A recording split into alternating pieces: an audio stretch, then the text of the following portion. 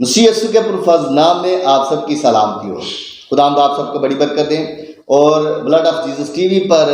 جتنے بھی اس وقت نئے لوگ ہیں، میں آپ سب سے گزارش کروں گا اس چینل کو آپ لائک کریں، سبسکرائب کریں، اس پر کمنٹس کریں، اس پر شیئر کریں، تاکہ ہم خدا کے کلام کے بیدوں کو سیکھ سکیں،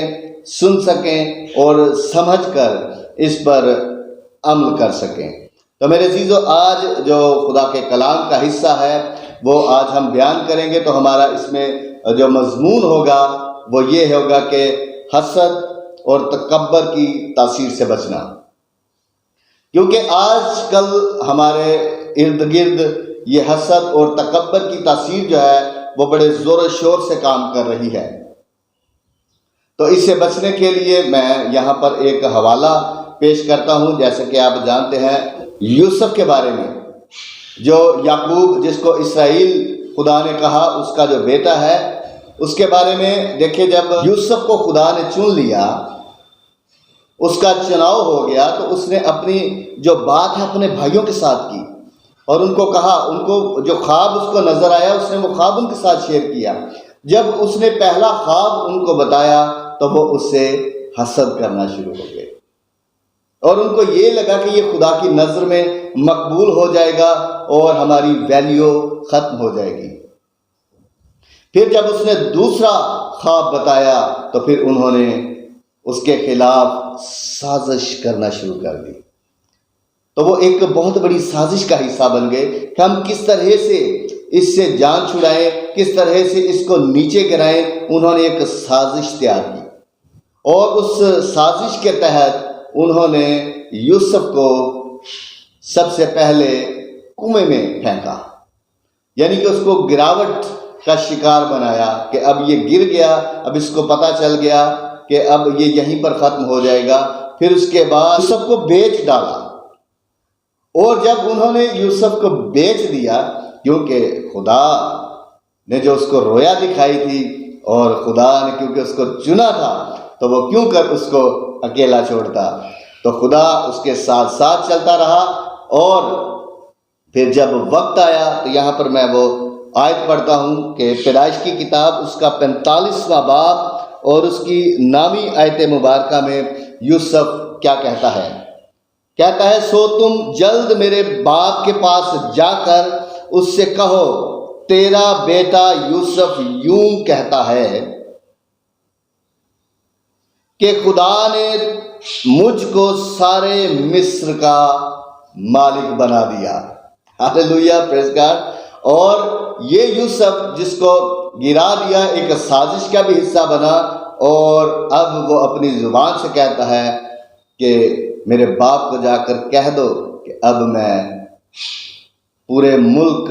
جو ہے وہ میرے انڈر میں آ چکا ہے۔ 45ویں باب میں ہی آگے جا کر جب وہ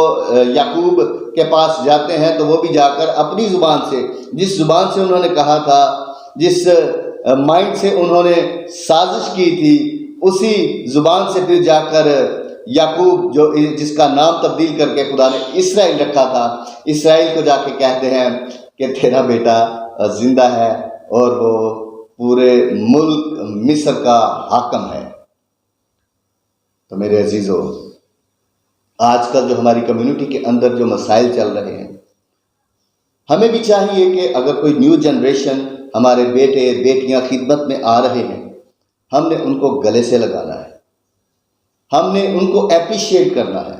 ہم نے ان سے حسد نہیں کرنا، ہم نے تکبر میں نہیں آنا، اور جب ہم ان دونوں تاثیروں سے محفوظ ہوں گے تو خدمت گزاری کا کام آگے بڑھے گا۔ تو میرے عزیزو، جیسا کہ آپ دیکھتے ہیں کہ خدا جس کے ساتھ ہوتا ہے، اگر وہ گرایا بھی جائے تو خدا کہتا ہے کہ صادق اگر گر بھی جائے تو پڑا نہ رہے گا، بلکہ میں اسے اٹھا کھڑا کروں گا۔ تو میرے عزیزو، جس طرح خدا نے یوسف کو کھڑا کیا، اسی طرح سے جن لوگوں کا خدا نے چناؤ کیا ہے وہ ان کو بھی اٹھا کھڑا کرنے کی قدرت رکھتا ہے۔ تو میں آپ سے گزارش کروں گا کہ آپ اکثر میں دیکھتا ہوں کہ چرچز کے اندر اور بڑی جگہوں پہ لوگ اس طرح کے کام کرتے ہیں، تو میں آپ ان سبھی سے گزارش کروں گا کہ اس طرح کی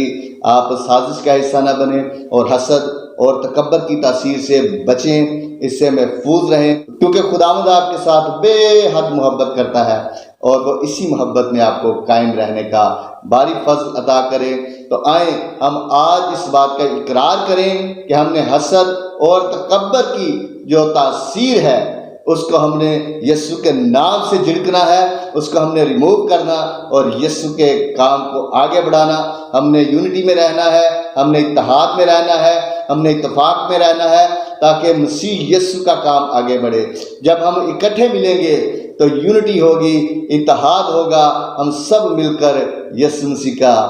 بدن بنیں گے۔ تو ہم سب خادموں کو بھی چاہیے کہ ہم ایک دوسرے کی برکت کو تسلیم کریں کہ ہر خادم کے پاس ایک برکت نہیں ہے، سب کے پاس الگ الگ برکات ہیں۔ تو جب ہم سبھی یونٹی میں آئیں گے، اتحاد میں آئیں گے، تو پھر ہم مسیح یسوع کا بدن بنیں گے، اور جب ساری برکات ملیں گی تو خدا کا فضل جو ہے وہ ہم سب کے اندر نظر آئے گی۔ یہ ساری چیزیں کہ ہم خدا کے فضل و کرم سے ہم اچھے طریقے سے مسیح خدا کا